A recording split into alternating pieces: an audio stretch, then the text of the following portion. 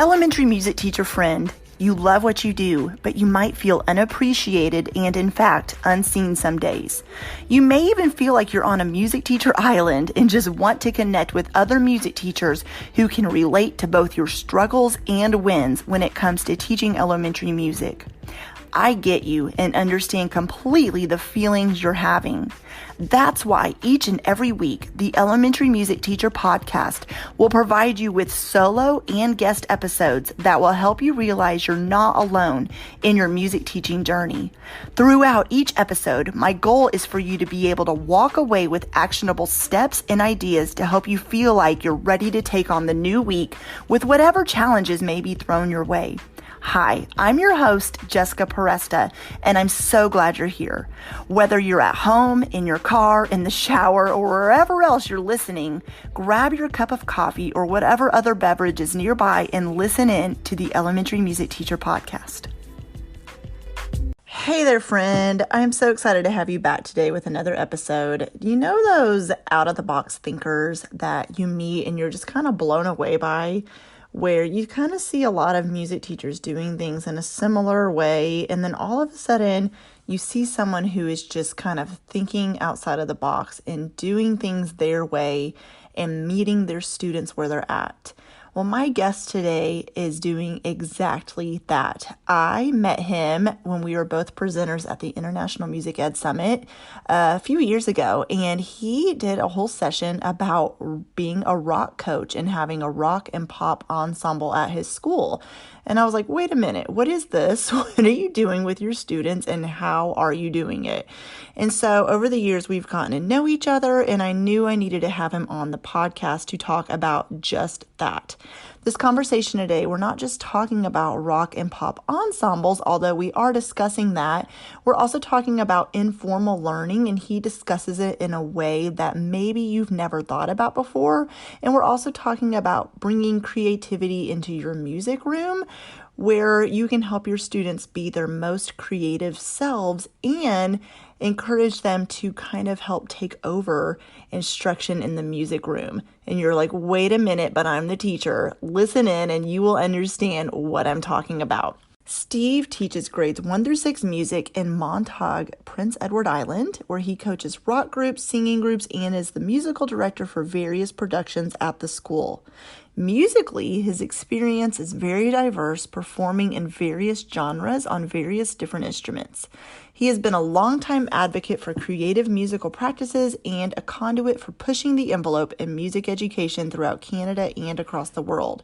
He is a regular columnist in the Canadian Music Educator Journal, where he writes on topics including popular music education and creativity, is the author of the award-winning book Rock Coach, A Practical Guide for Teaching Rock Bands in Schools, and just recently released his newest book, Creative Musicking, Practical Real-Life Ideas to Get Your Learners Creating Their Own Music in Early 2020.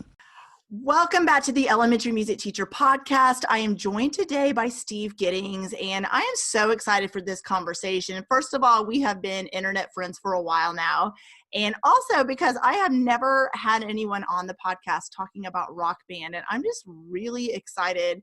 We're going to dive into a lot more than that, but I'm just really excited for this conversation because he is super knowledgeable about this, and you are going to get so much from this conversation. But before we talk about all the things, I would love, Steve, just introduce yourself to the listeners and let us know a little bit about yourself. All right. Well, my name is Steve Giddings. I have a website called stevesmusicroom.com. I teach in Canada, on the east coast of Canada, in the tiny province called Prince Edward Island. And I have, usually in a normal year, I have 2 rock bands. This year we're just started auditions for the rock groups, and I've been writing a lot. I have a book out called Rock Coach, which teaches you how to teach a rock band in elementary, junior high, or high school. And I released a book this year called Creative Musicking, which talks about how to be creative and focusing on creativity. And actually, I've been contracted to write another book for Oxford University Press as well. Awesome. on creative technology for K-12 music. So lots of stuff for you. Hopefully you can get something from this. Oh, completely. I love Yeah. that. So yeah, I was trying to think about today. You and I connected. I believe it was at the first music ed, international music ed Yes, summit. the summit. Yeah. I'm pretty sure we met somehow there somewhere. I don't know, through Elisa. But yeah, I love first of all that you're an author. That's so inspiring, and congrats on that. Right. Congrats on writing your new book. That's amazing. How Yeah. exciting. Were you so excited when they contacted you about that? Well, yeah, it was interesting because they said, uh, I got an email from Richard McCready. I'm not sure if you know him. Hmm. He's a big tech guy.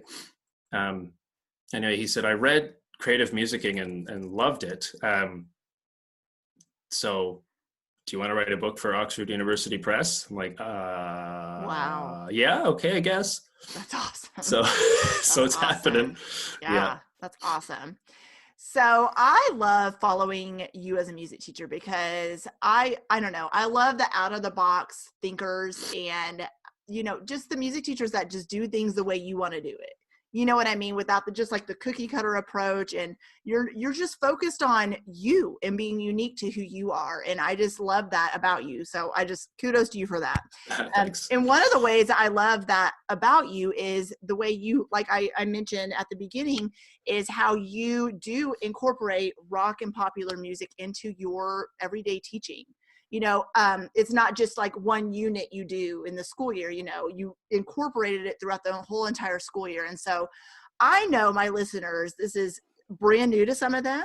If they maybe have never even heard about how to bring that into their music classrooms. And so I would love to just, first of all, let's talk about rock and popular music ensembles.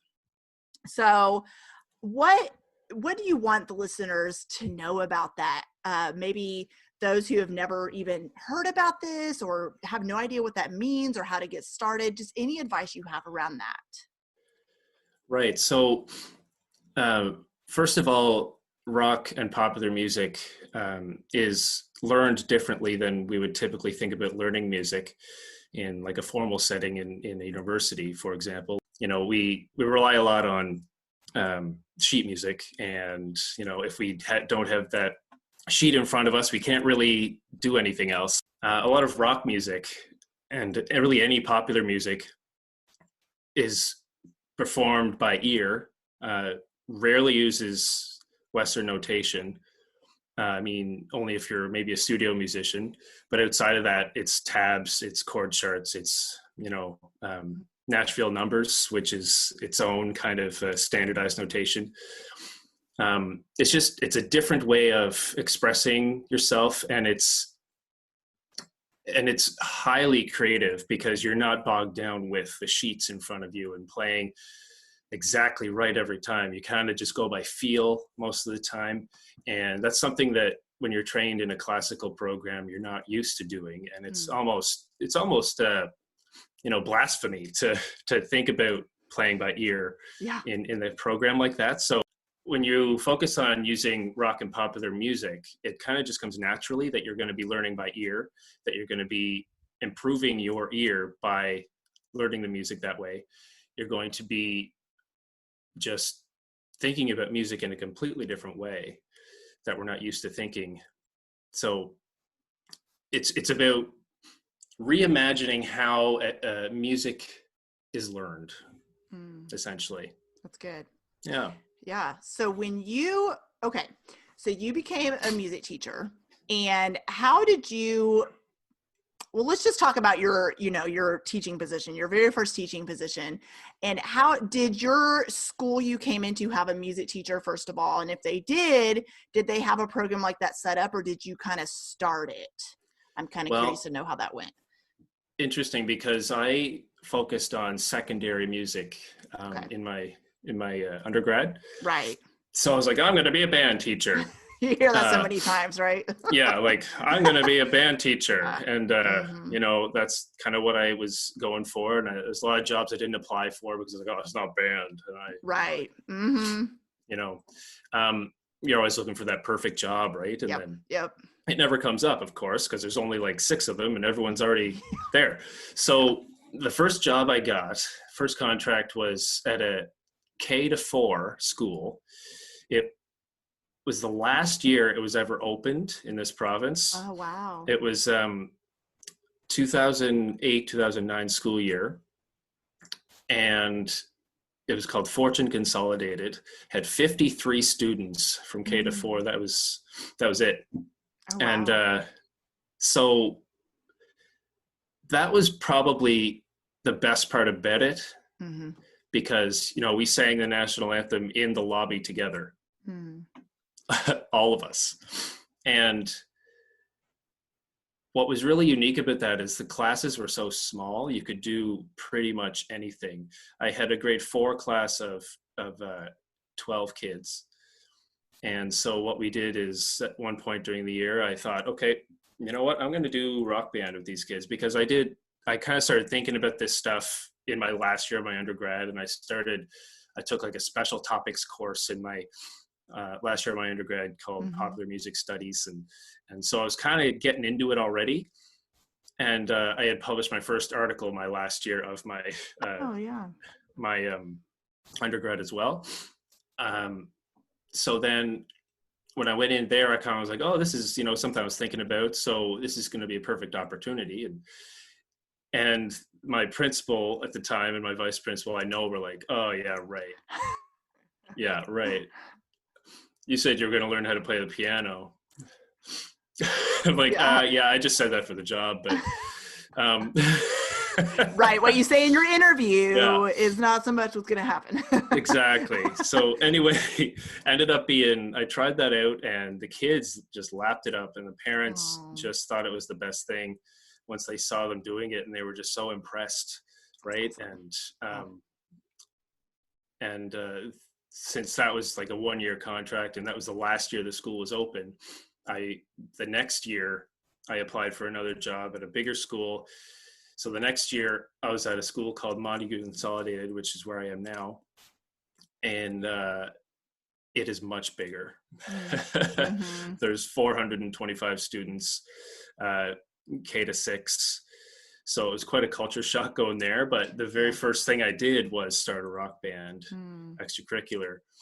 And it's been kind of growing ever since. And now we have, a class set of guitars. We have 4 electric guitars, 3 amps. We have 4 drum Awesome. sets. We have bass, a couple basses. We have everything we need and then some. Mm-hmm. Um, and it kind of went on from there. And there were points in my career there where the principal would see, okay, you need to like put this into your schedule. So at one point, like my part of my teaching assignment was rock band. Oh, wow. That's And then, awesome. yeah, so I had it was auditioned, and it was a pull-out system. Okay. So they'd be pulled from the regular class, but it was part of my teaching assignment. But then I also had one after school as well. So it was kind of both, which was kind of neat. Mm-hmm. Um, and they had their different dynamics, of course. But then I also incorporated into the regular class kind of that rock band thing, um, where we, start on one instrument together, learn a song by ear, um, with little to no standardized notation Mm-hmm. whatsoever. And we learn the parts on that one instrument, and then they can just choose whatever instrument they want to go to. And we form this giant class band, and there's drum sets, there's boom whackers, there's electric guitars, there's ukuleles, there's Awesome. everything. And we had singing at the very end, and it's just amazing. It's so cool to see Yeah. them learn that stuff, and they love it. Mm-hmm. Yeah, I love that. So awesome. So when in a typical school day for you, when you have your rotation of K through 6th grade kiddos coming in your room, well, I know this year's different. Are you teaching during the 2020 school year in person, Yes, virtually? Okay. we're in So, person. okay. Well, and I'm using air quotes, but a typical school year, because Yes. there's ever really one. Yeah. When you incorporate popular music and rock music into your classroom, and you even said, I heard you say even boom whackers you use. So how do you still have to teach the concepts and all the objectives and things. So how do you do that? How do you find that balance of, because I know you do, like I said earlier, you incorporate it all school year long. So how do you do that? Do you give the kids choice, or do you teach them all how to play a particular instrument so they're aware of how to do it? How do you choose music to bring in your room and all those things? It depends. Um, Last year, what we did, the CBC, which is the Canadian Broadcasting Corporation, it's uh, the public broadcaster here. They put on this contest called the Canadian Music Class Challenge. So they give us a list of songs that are by the Canadian artists, Mm, and we choose one that fits best for our kids and perform it. So last year there were 6 songs that I kind of narrowed it down to, and then I was like, okay, here's 3. I'll show them these 3, and they choose, because we could only choose between those ones to enter in the contest.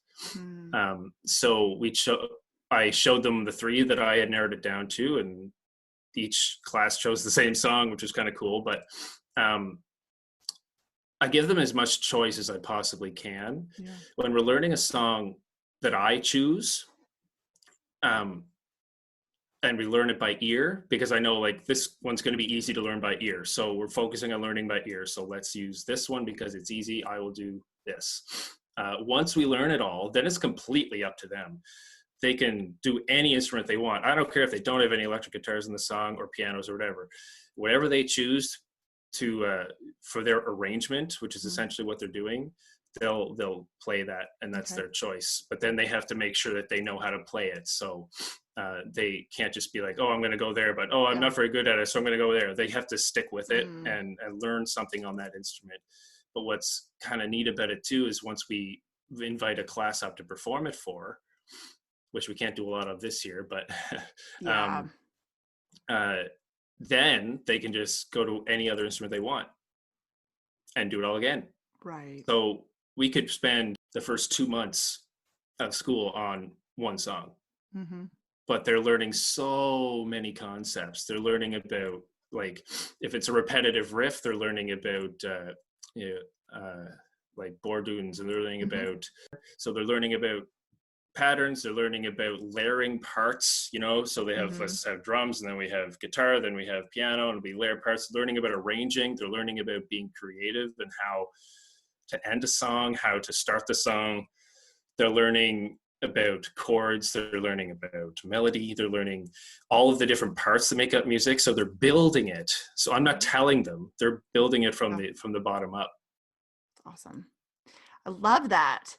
So, a music teacher listening who's wanting to maybe start an ensemble, and maybe they've done choir, and of course continue that. That's awesome. And maybe they've been Yeah. asked to do something with instruments, or to do something with like a rock ensemble, and or something with instruments, ukulele, whatever it might be. And they're just kind of intimidated by that and don't really know how to begin.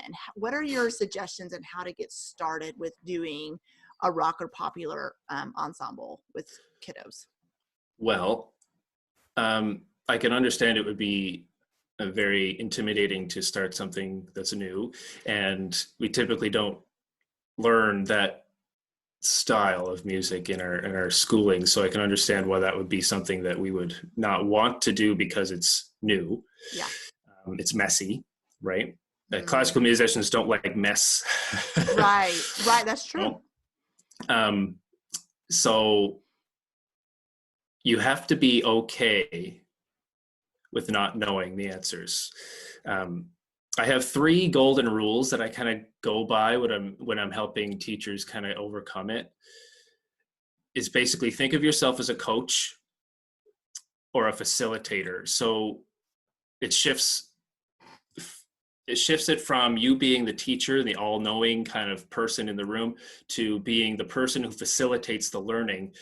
And then it gives those students a new title, Mm. that they become learners. So you're facilitating the learning, Hmm. and the learners will now do the learning. Yeah.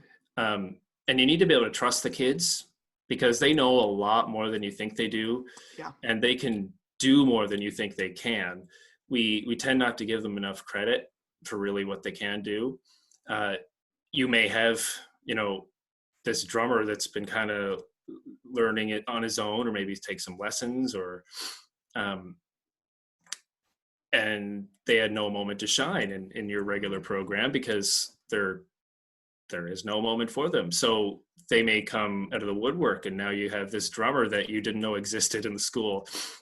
Same with guitar. It tends to be at least one in a large school that is really, really good at those instruments, and they just come out of the woodwork. And you may not have to do any work at all. Yeah. Right? And just kind of let it happen. Yeah. So that's basically what I would go by. And I said 3 golden rules, and I only gave you 2. So what did I say? I said, think of yourself as a coach or a facilitator. Mm-hmm. Let the kids do the work. Mm-hmm. Like, they can do no more than you think they do. And don't be scared to learn with them. That's good. I think I kind of touched on that at the beginning. If you are like, learn with them. Like, it's amazing what you can learn just by playing with them. I learned guitar just so I could teach it. That's But awesome. I learned it while I was teaching. I didn't be like, okay, I'm just going to start learning this and I can't play with the kids until I know it. That is not how it works. I had a guitar, I knew 2 chords, and I'm like, okay, I'm just going to see what happens here, and I'll just kind of learn as I go. Yeah. And when I first started playing, I was terrible, but the kids could play way better than me. There's still kids that can play better than me. Just a couple of years ago, we had one kid who learned Purple Haze by awesome. Jimi Hendrix, like the solo and everything, like note per note. And we're like, okay, I guess we're doing this in the band now. So here we go. I can't play it, so can you show us? That's awesome. It was great. Yeah. That's okay, though. Yeah, it's it's awesome. great. And you have to be okay with that. That's part of it, right? And Mm-hmm. a lot of us, when we're trained in a university setting, like a really formal setting, we always want the right answers. We always want to be right. We can't be wrong, and we can't be messy, and we can't look, Yep. air quotes, weak, Yeah. Yeah. because but it's really important that they see that, and that they see that you are trying to learn with them. But it also gives them so much power. It gives them so much, it empowers those kids, because they know something that you don't know, and they can teach you something. So there's so many levels to it, and you just got to be okay with letting go and just let it happen. That's good. It is hard. It's hard because you're like, well, I'm the music teacher. I'm the one sitting here with the music degree, so I should know all the things. But you don't know all the things. Like, took what, like a semester of each methods class, and and you're like, I mean, of every instrument, and like, okay, I kind of know percussion now. I kind of know strings, not really. It sounded like but then a cat it's like dying, yeah, exactly. But I mean, what are you going to do with in an elementary school setting with a brass methods course? Like, nothing. Exactly. I know. So it's really kind of useless when you get into that point. And string methods, like, what the most useful course that I should have taken would have been like an informal learning course, where they said, okay, here's a guitar, learn it. Right. And even just a comping class, like when we took keyboard harmony, when we were supposed to take that, it wasn't comping. It wasn't like, here's a chord chart, now play, or it wasn't, here's a song, figure it out and play it. It was like, here's a C major scale, here is a song written in Western notation, see if you can read it. It's like, and I haven't used that skill at all. Yep. I can play a C major scale, 1 2 3 1 2 3 4 5. And that's all I use it for. Well, it's funny you say that, because I'm a classically trained pianist. So I was piano primary, but the instrumental music education route, I was the weird route. But anyways, but getting that formal piano instruction, it's funny because the first time someone put a chord chart in front of me, I remember I knew what the chords were. Like, I knew what C, G, but I go, well, what do I do with them? Yeah, exactly. Besides play the chord. And I remember the person was like, what do you mean? And I go, well, what am I supposed to do besides play the chord? They were looking at me like I was a complete idiot. And I was like, where's all the other notes? Like, what am I supposed to do? It was, like you said, just getting in there and doing it. But I was like, I don't know what I'm supposed to do with these chords. And they're like, what the heck? But breaking it down, when you're so, so classically trained and so, your musicianship is like way up here, by bringing it down and letting yourself be okay with, like you said, just informal learning. Yeah, It's hard though. That's hard. it And so, is. so It it's hard to is. break that down on a kid's level too. Yeah, but even the kids, they don't have any of those, they don't have any of the baggage from the formal training, really. That's true. Um, they learn best informally. They learn with their friends. They learn Mm-hmm. by watching other people. They learn by copying. They learn by, they learn instruments that way already outside of school. And there are kids that are doing it without your help at all. Mm-hmm. But they're not given those opportunities to do it in the school because you know, they're a bedroom guitarist because Yeah. that's where they play. Yeah. Yeah. So you mentioned informal learning. Yeah. And so we've already touched on that a little bit. And so when it comes to informal learning in the music room, it is what you just said. Yes, there is, the formal instruction definitely needs to take place. Yes, each grade level has their own objectives to learn before moving on to the next grade. But like you said, I feel like it should be a fine balance of both. It should be, we're learning these concepts. Here's how I'm going to present it. We may or may not be able to sing this year, but here's what we're going to do with the different things. But I also want you to just, here, you're going to split off into this small group and I want you to go explore, go create some music. And so how do you do informal learning with music kiddos? The idea with informal learning is kind of like anti-formal, but it's funny because it's become, to some people, less of an approach and more of a method, which is kind of opposite of what it's supposed to be. So basically the idea of it is that they would learn it how they want to approach it in a way.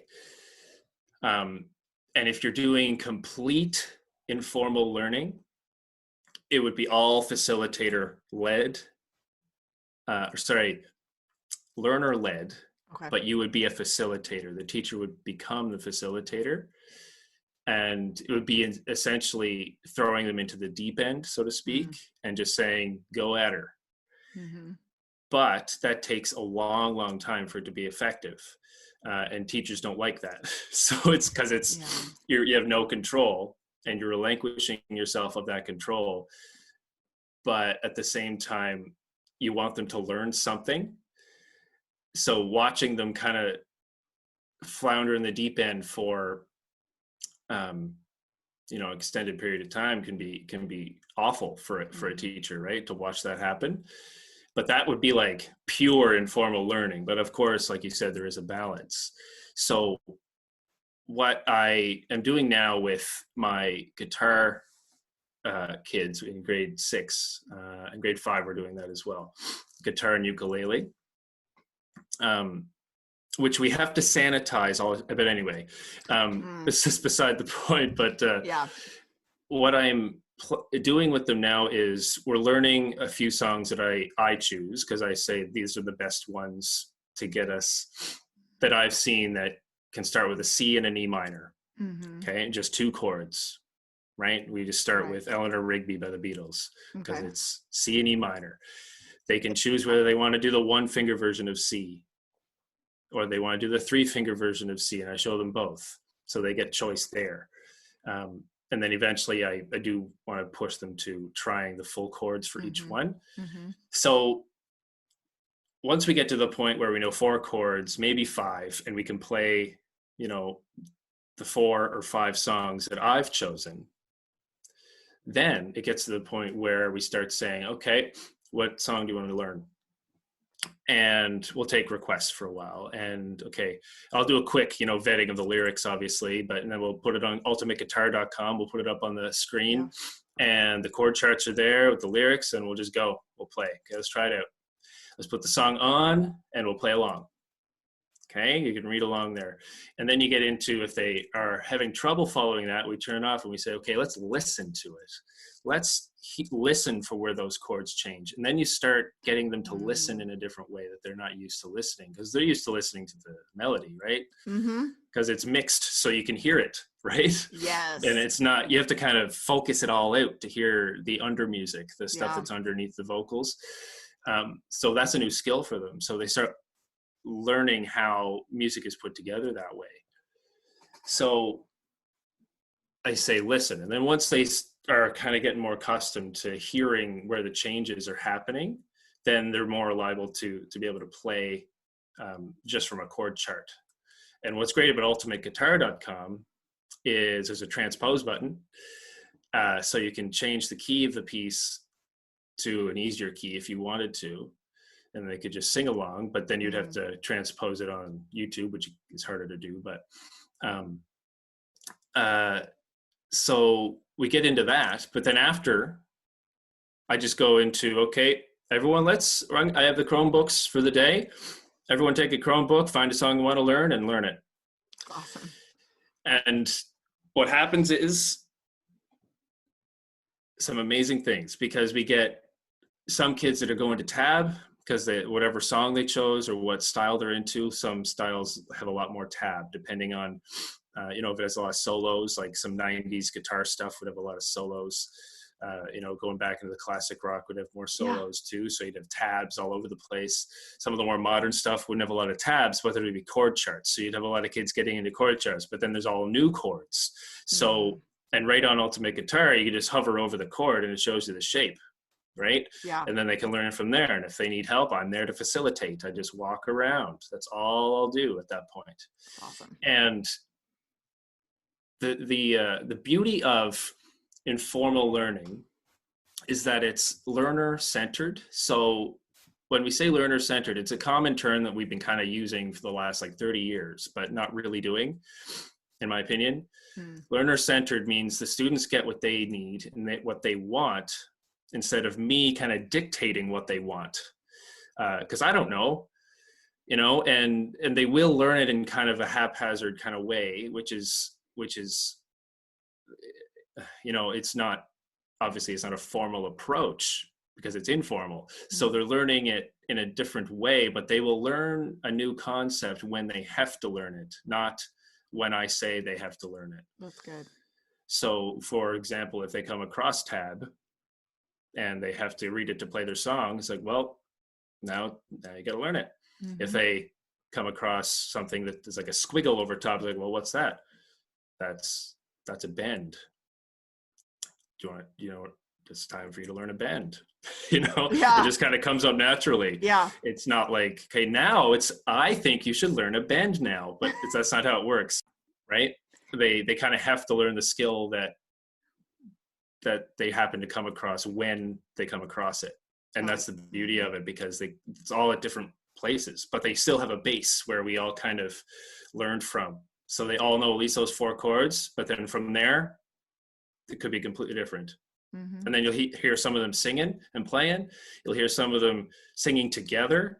Some of them will, go grab another stringed instrument like a ukulele, and then they'll start playing with their friend, and they'll start noticing, okay, these shapes are similar, but I already played guitar, so I can play this now. And then they're kind of making mini arrangements at that point, right? So it just becomes this amazing holistic approach to learning a new instrument, right? Yeah. And it's something really cool to watch. Yeah. But it's chaotic, Well, I was going to say some of the best music lessons, though, is when your administrator is sticking their head in your door going, what's going on in here? Because it sounds like total chaos. But those are the best lessons. It sounds chaotic to everyone else, but to you, what's going on in there. And there is learning taking place, and there's so many different learning styles happening at once. But to people walking by your room, they're like, what the heck? Is she just taking a break? Or is he just is he just out today? Is he just letting him do whatever? Yeah. And you're like, and you know what? My room, there's a method to my madness. Yeah, you know what? My room sounds like that all the time. There is not one day where it does not sound like that. Awesome. And as they progress into grade 4, 5, 6, it sounds like that more often, I mean, there's certain times in grade, 1 or 2 where it's okay, it's quiet time. We got to relax for a second, because they're going a little wild. They get a little carried away. Yeah, you're getting carried away. Come on. Yeah. 4, 5, and 6 are a little more independent, and you don't have to do that as often. I mean, obviously there's issues. They're not perfect, but there is, you have to do this well, you have to be okay with that organized chaos, That's and good. be okay with your administrator looking in and seeing and hearing chaos, but knowing that there's learning going on there, and Yeah. really good authentic learning. And that's another thing about um, informal learning, is that it's authentic learning, That's good. whereas it's appropriate to the culture in which it comes from. So you could kind of think of rock music and learning guitar as kind of its own subculture, and it's learned in a certain way. So you have to approach it a certain way. It's almost like thinking about learning indigenous music in the classroom. You have to approach it a certain way to do justice to it. Mm-hmm. And rock music is learned informally all the time. So you have to approach it in a way that is respectful to the genre. Mm. That's a So, great way of putting it. Yeah. yeah. So it's kind of, that's how I think about it. And that's how it has, in my head, it has to be learned. Mm-hmm. I want to touch on creativity too with students, which this whole conversation has been about creativity, but what other ways, what do you want to say about creativity in the music room that you haven't already addressed? Well, something that I should probably point out is that I don't very often choose music for kids to play. Um, if you think about from K through 6, I choose a little more when they're younger. But right getting into grade 2, there might be 6 songs the whole year that I choose.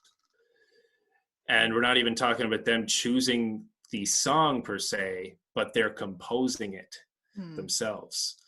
So grade 2, 3, 4, they'll compose music and learn the concepts through composition and making the song themselves. And I always see these posts on Music Teacher Facebook, which sometimes has a lot of really good stuff, but other times it's like, you know what I mean? Oh, don't get me But started. yeah, I know. But you see, like, okay, what is the best song to teach quarter note? Mm, It's like, well, that's, why don't you just get the kids to make a song with quarter note yeah, that's developmentally appropriate? yeah. Because it will already be developmentally appropriate because they made it. Mm-hmm. And when So you don't ask go, that question, everybody's going to have a different opinion. yeah, And that's what's going to yeah. happen. I mean, because, That is what you're going to get, like 1,000 yes, replies. exactly. Um, Yeah. it's like, this is the best, but I mean, because every song has a quarter note in it, but you can also just make one, Yeah, you know, exactly. Yeah. get the kids to make one, Mm, get some instruments in front of them and say, okay, um, you have, you have 4 beats, 2 of them have to be ta or quarter note, or whatever you're calling it, whatever you right. happen to be calling it at that time. Right. Um, great, let's do that. I mean, obviously there'll be build up to it, Mm-hmm. but you also have to think about how creativity is traditionally thought of in music education, where it's, you got to learn all the theory, you got to learn all the stuff, you got to learn what Bach did, you got to learn what Mozart did, you got to learn all this stuff that we really don't need to know, and then if you follow all those rules, you can compose your own music. Yeah. Isn't that amazing? But really, it should be the other way around. Mm-hmm. We should start with the composing and the creating so that we learn how it all works. Mm. And at the end of the day, all the theory knowledge in the world may not even help you that much, because at the end of the day, what sounds good is probably good. That's good. That is good. Yes. That's a good point. Yeah. Yeah. So, and I tell the kids that it's like, if you think it sounds good, then chances are it is. Mm. And if it doesn't sound good, change it, do something else. But don't, What better way to do ear training though, right? than And them just then, getting in there and listening themselves. Yeah. yeah. And so they learn that over time. And now, for the most part, like, we're learning to tune the guitars now, which takes time. So, and we Mm. only have a certain amount of tuners they can use because we can't share between but anyway, so we have some tuners that the kids are using. I said, while you're waiting, make up a song with the chords we know. And most of them right away, like, okay, great, I'm going to do that. Yeah, I can do that. All right, got a song here. Great, going.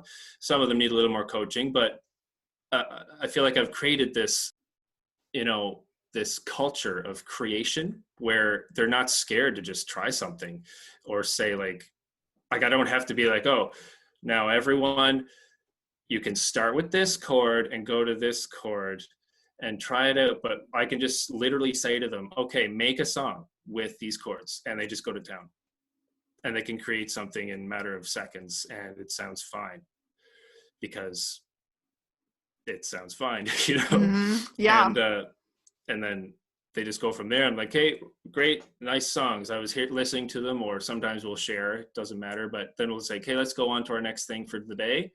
But I always try and put a little bit of creating in every single music class, whether it's just for 5 seconds and say, okay, make something up and go. Or if it's like a full class where I'm like, okay, we're going to just compose today, come up with ideas and just write them down or record them or do something so that you can remember it. And I try and do that every single music class. Love it. Love it. Do you decide, do you do it differently with different grade levels is what I'm trying to ask, or does it just depend on what they can, what am I trying to ask here? Does it depend on where you think they can go with it? Does that make sense? Sometimes it depends, but even if it's any creation is good enough of a creation Mm.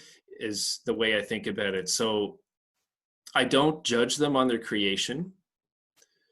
I don't say, like, I'll say it's that sounds great because it sounds great. Yeah. Um, but what I might do is say, try doing this and see if you like that. Mm-hmm. Instead of saying, oh, this will sound better. Mm-hmm.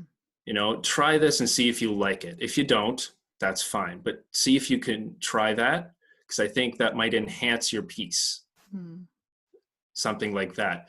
And it depends on the project too. So if we're using technology and like putting together loops or something, I might give them some texture kind of ideas to work with, because a lot of electronic music is all about texture, right? So um, they'll start and they'll have an idea going and they have these loops that fit together really well. And they're like, I'm not sure what to do. It's okay, well, try changing it up. Do something different for about 30, 40 seconds. And then, of course, that turns into the B section of the song eventually. And then I say, okay, try going back to the beginning, Mm-hmm. right? And it just kind of naturally flows. It's not about me being formulaic and telling them how they need to compose. They figure it out as they go along. And that's another question I see a lot on those music teacher Facebook groups. Is like, what are the best approaches to getting them to compose? Well, get them to compose. Oh, yes. Okay. So, you know, a little of my story of when I started, my classroom had nothing, and didn't have music for 7 years. And that was my approach. I'm just going to get in here and do it. Yep. I don't have anything. We're going to sing. We're going to do body percussion. And I did find a whole lot of blank staff paper. So what did I do with my kids? Well, we didn't just sit there and learn how to write the notes on the staff, but you know, it was like, here's some staff paper, and we're going to compose rhythms together, and then we're going to create rhythms on our bodies, and we're going to create it with our mouths. And I was trying to teach them how they can make different rhythms and sounds with their mouths besides just singing.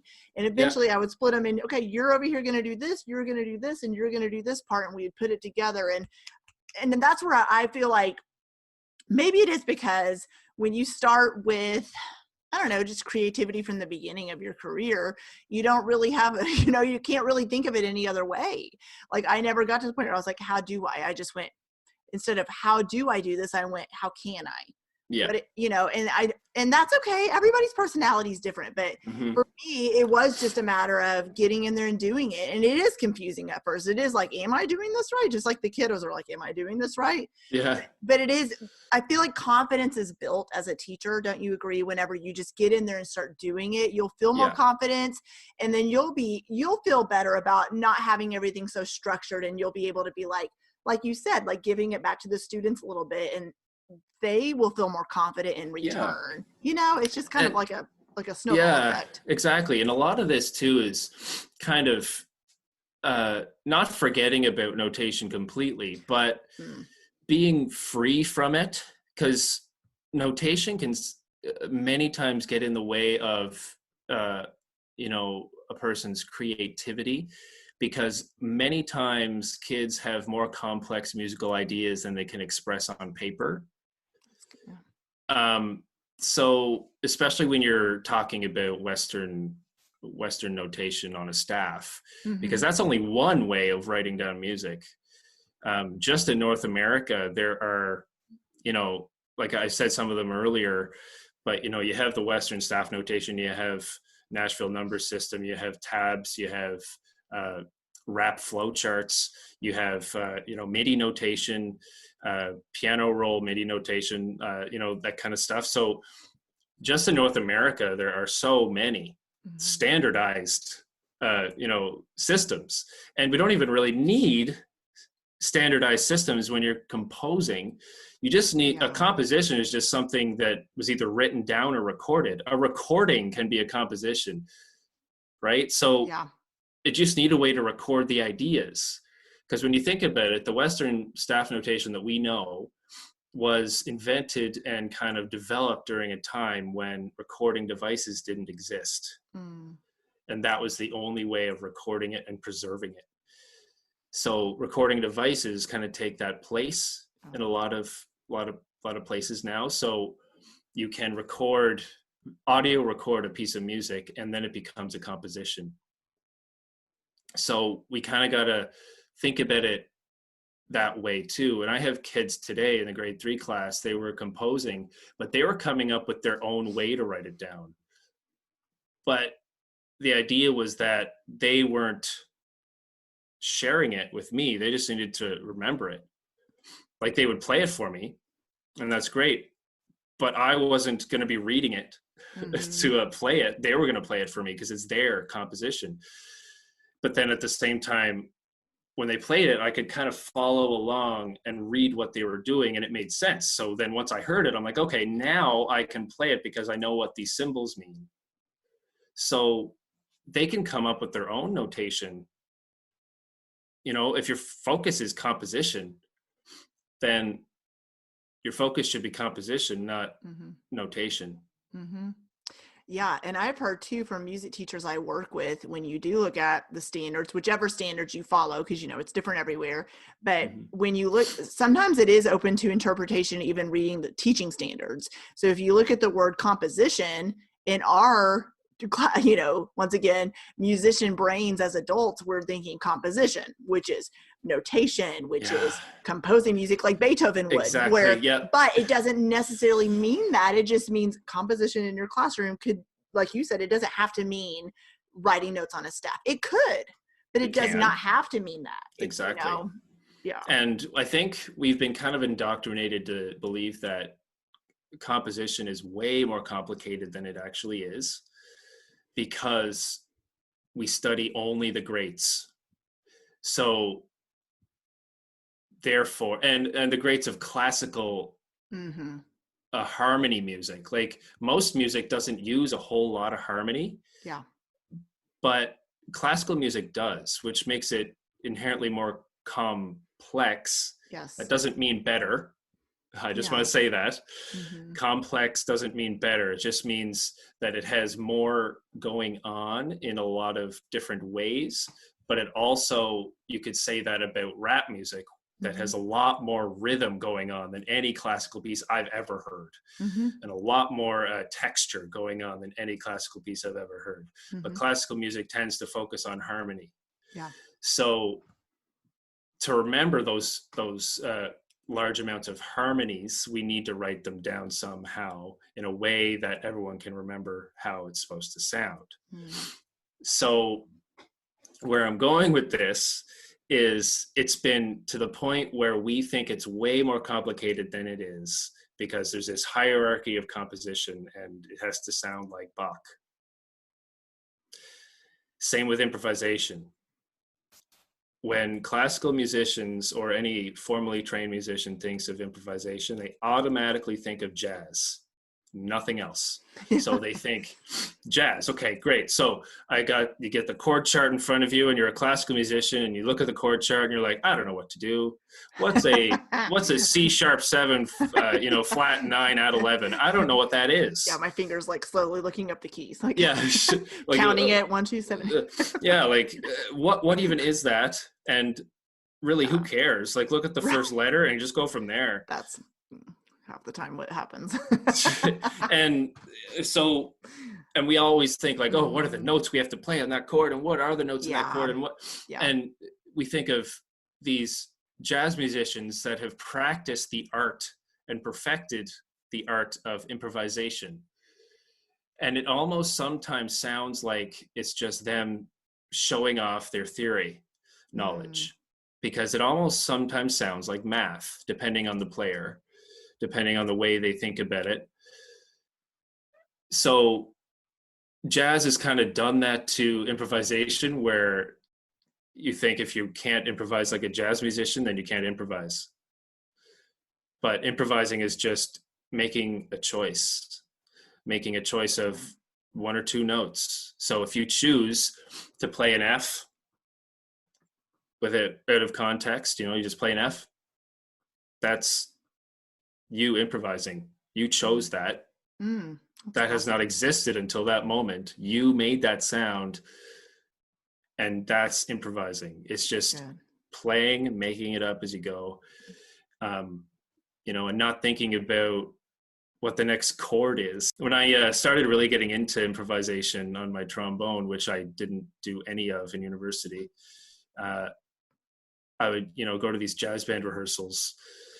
I play in a Charlottetown Jazz Ensemble here in PEI, and there's a long time I never took solos or anything. I was just like, okay, like this is beyond me. And then I was playing in a ska band at the time, and I just got more comfortable with improvising in that band because I had to. There was no sheet music. So I had no choice. I had to make stuff up because we were kind of writing our own stuff. But then when I went in the jazz band, I always thought that, this is way more complex, but it's not really. As long as you start playing something, like if we go back to my analogy of that, C major, C major 7, flat 9, sharp 11, that's basically all of the notes, just so you know. So you could literally play any note on that scale, and it will fit, because that chord sounds kind of crunchy anyway. So I usually just, the way I do it in a lot of jazz pieces, it seems to be a formula where it starts like A, B, A. You'll have like the 2 A sections in like, in the key, air quotes.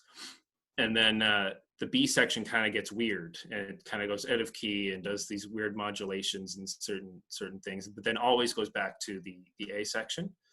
So what I typically just do is play in key for the first 2 phrases, and then I just get weird. I just start playing random, not random, like I choose the notes, but I'm not thinking about them near as much. And a lot of chromatics, going up the chromatics in the trombone in that section. And everyone's like, oh, yeah. Oh, that's jazz. Yeah. And then you take it back to in key and it sounds fine. And I don't really think about it at all. I just say, okay, what's the first chord of that whole thing? Great. Let's go and play. And it really comes down to just playing and figuring it out. And then you do figure out those patterns and what fits and what doesn't fit as you go along. Yeah. It's just about, letting go, not letting notation get in your way, not letting theory get in your way. Because it is good to know theory, don't get me wrong, but don't let it hinder your creativity. Yeah, that's a quote right there.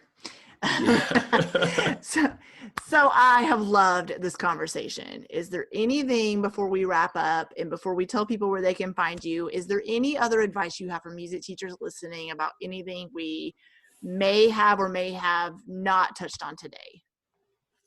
I guess it just goes back to, don't pretend to know everything, because you don't. No one does. Yeah. And do not be scared to just let go of some control of your classroom and give it to the kids. Let them control it. You should let your students be empowered. That's good. By giving them the autonomy to create. That's good. We'll go with that. That's good. Okay. Well, thank you so much for coming on. Because I know people are going to have questions and want to connect with you. So where can they find you online? My email is steve@stevesmusicroom.com. My website is stevesmusicroom.com. So you can go there. Lots of blog posts. You can find my books there too. Available on Amazon. And also, I just released them in PDF format on my site too, so you can pay for them in PDF format. But then you can get in print format on Amazon, but also in Kindle format on Amazon. So there's lots of options for those books if you wanted to check those out. My Twitter handle is Steve's Music Room. You can find me on Facebook at Steve's Music Room. I'm on Pinterest somewhere, and LinkedIn if anyone ever uses that. Yeah, and we'll include all those links in the show notes, so make sure you connect with him. Thank you so much for coming on. This conversation has been awesome. I really do appreciate it so much. You're very welcome. Well, hey there. Thank you so much for listening into the Elementary Music Teacher podcast. There is an exclusive Facebook group just for listeners of this podcast and any elementary music teacher called the Elementary Music Teacher Community Facebook group. Come on over and join us there, where we have conversations around the podcast episodes and encourage each other each and every week. And also head to my website, thedomesticmusician.com. I have some free resources there that you can download to help you gain traction in your classroom today, as well as the blog and the membership site and all kinds of other goodies to help you keep going in your music teaching journey. I cannot wait to keep connecting with you and encouraging you and spurring you on in your journey of teaching elementary music. Hang in there, have an amazing week, and I will see you soon.